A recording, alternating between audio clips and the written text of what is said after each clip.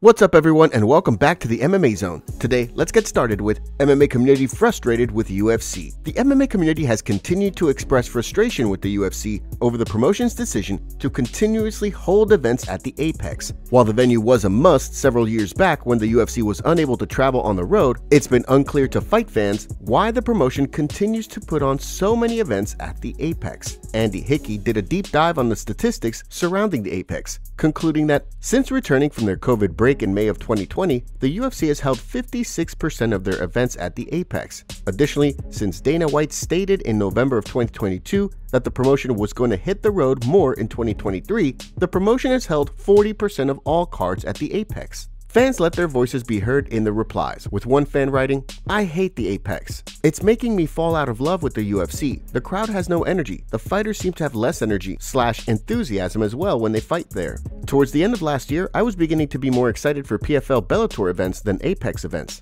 Another fan added an interesting observation, writing, "Only sport not fully back from COVID, pathetic that they are there so much." Another added, "Apex was nice from the start, but it's time to get out of it. Tuivasa main event in the Apex is peak crazy."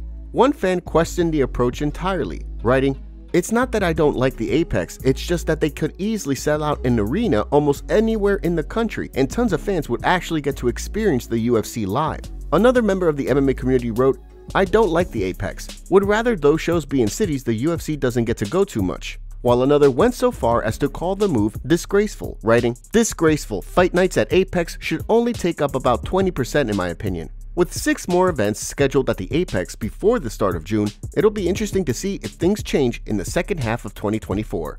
Next up, let's take a look at Charles Oliveira scared of Islam Makhachev? After being forced out of his highly anticipated rematch with Islam Makhachev last year, former lightweight champion Charles Oliveira is eager to cement himself as the #1 contender in the stacked 155-pound division. At UFC 300, Oliveira will have the chance to secure another crack at the title when he faces Arman Tsarukyan in a title eliminator. However, the way Chael Sonnen sees things, Do Bronx doesn't actually want to compete against Makhachev. In a recent video for his YouTube channel, Sonnen shared his perspective. Then you got Oliveira versus Arm. Awesome fight. Big problem though. Allegedly, whoever wins that fight draws into Islam. Charles doesn't want to fight Islam, according to Charles. He's fought him, doesn't want to fight him again, wants to fight somebody else. Was happy to fight Arum because Arum is not named Islam. Paper cut above the eye 3 different times on social media. Bury a main event to hell with an entire card if that's what it takes. He is not going to fight Islam.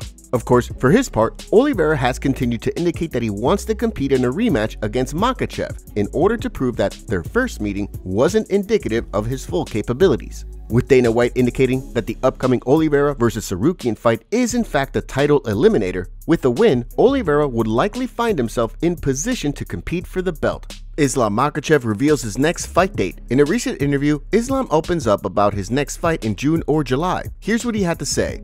June, July, I have next fight. I did just one training every day, nothing like hard, but I still training every day because I am a champion.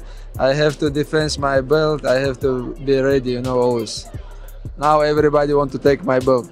Now, let's shift gears and take a look at Michael Bisping sends warning to Max Holloway. At UFC 300, Max Holloway will look to pick up a massive victory over top-ranked lightweight Justin Gaethje in a 5-round fight for the BMF title. The fight will mark Holloway's latest move up to 155 pounds after his interim title fight with Dustin Poirier several years ago. However, this time, the former featherweight kingpin is confident that things will play out differently. Despite that, many, including longtime commentator Joe Rogan and Hall of Famer Michael Bisping, believe that Holloway may be biting off more than he can chew. In a recent video for his YouTube channel, Bisping weighed in on the matchup.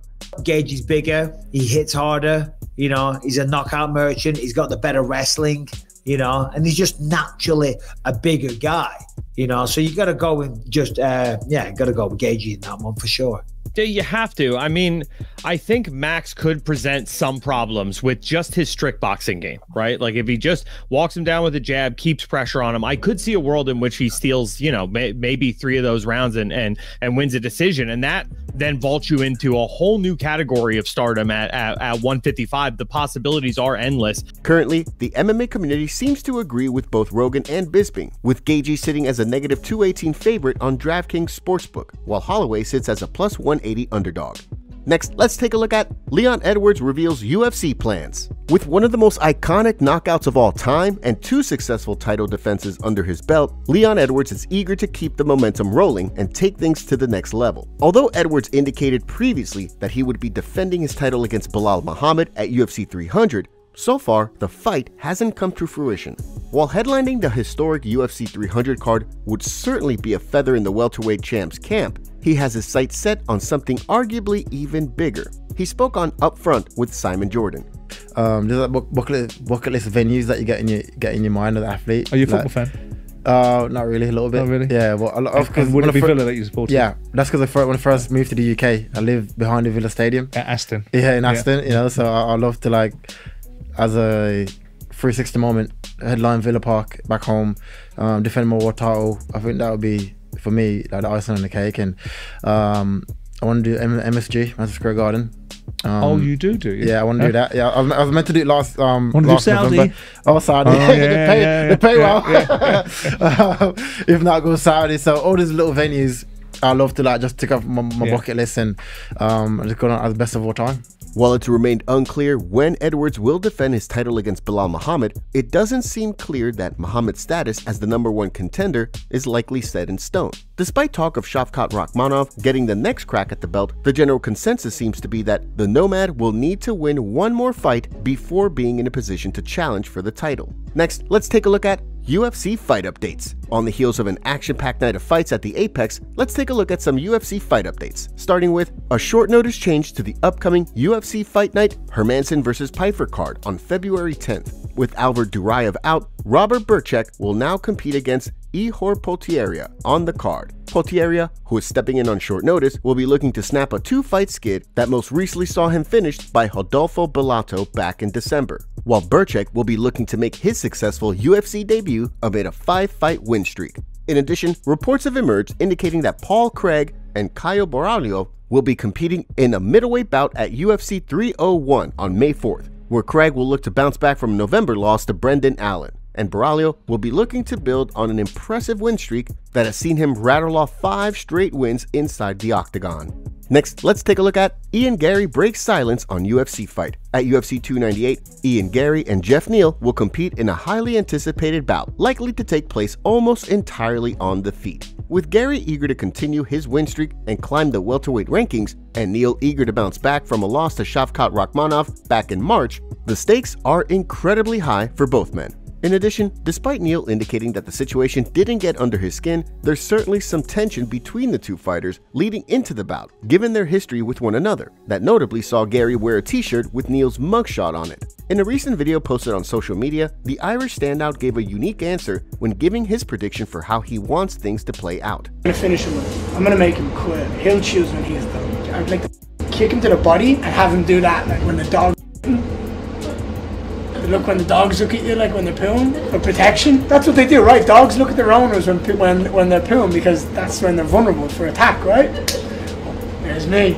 Garry sits as a strong favorite heading into the bout as a -225 favorite on DraftKings, while Neal sits as a +185 underdog. With a chance for the winner to potentially insert themselves into the top 5 of the welterweight division, this meeting at UFC 298 is all but guaranteed to produce fireworks. Next up, let's take a look at UFC 300 main event gets leaked. Since Dricus du Plessis' narrow victory over Sean Strickland in the main event of UFC 297, there's been quite a bit of hype surrounding a potential du Plessis vs. Israel Adesanya fight for the champ's first title defense, given the beef between the two. Although du Plessis expressed the desire for the pair to compete in Africa, it sounds as though there's a possibility of the UFC booking the highly anticipated bout for April's UFC 300 event. During the UFC Fight Night Dolidze vs. Imavov card, following a post on Instagram by Israel Adesanya earlier in the week hinting at UFC 300, Michael Chiesa relayed some information from his agent, who he shares with Dricus du Plessis. Look, for me, I would like to see him fight Dricus du Plessis. And I have the same agent as Dricus du Plessis, and I think that they're trying to make it happen. You know, he does have a compromised leg from the fight, maybe working on a new contract. As Chael Sonnen recently indicated, du Plessis vs. Adesanya has been offered for UFC 300, but so far, there's been no word from either camp regarding whether the fight was accepted. Of course, it's also remained unclear when the last stylebender will return to the octagon after his loss to Sean Strickland. Although he's made it clear that he plans to return in 2024, there's been no word on when he would like his big return to take place. Top comments.